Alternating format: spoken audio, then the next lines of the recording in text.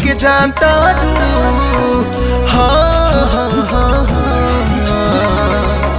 हमके छोड़ के जाता रू अपन महराज लेके। हम त जीना पाइब जान दिल में दर्द लेके। हम त जीना पाइब जान दिल में दर्द लेके।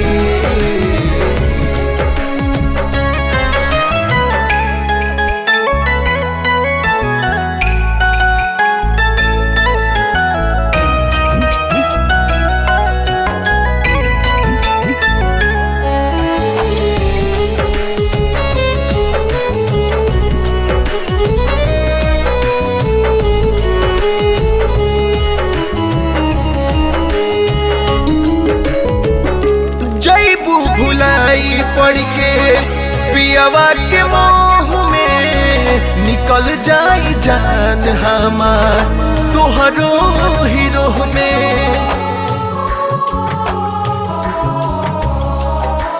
हाँ जैबू भुलाई पड़ के पियावा के मोह में निकल जाई जान हमार तोहरो हीरो में। निकल जाई जान हमार तोहरो हीरो में। बाद में का करबू जखम पर हाय।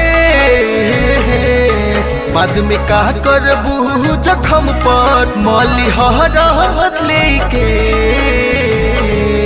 हम त जीना पाइब जान दिल में दर्द लेके। हम त जीना पाइब जान दिल में दर्द लेके।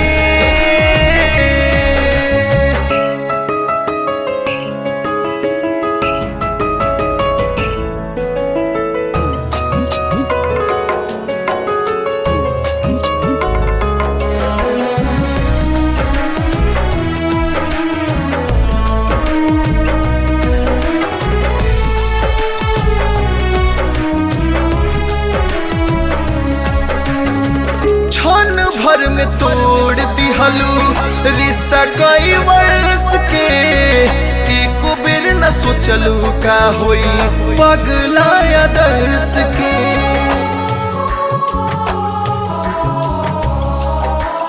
हाँ क्षण भर में तोड़ दिहलू रिश्ता कई वर्ष के। एक बेर न सोचलू का होई पगलाया दर्श के। एक बेर न सोचलू का होई पगलाया दर्श के। कभी मासूम संगे जुड़लू। हाँ कभी मासूम संगे जुड़लू हो अपने ही आके। हम त जीना पाइब जान दिल में दर्द लेके।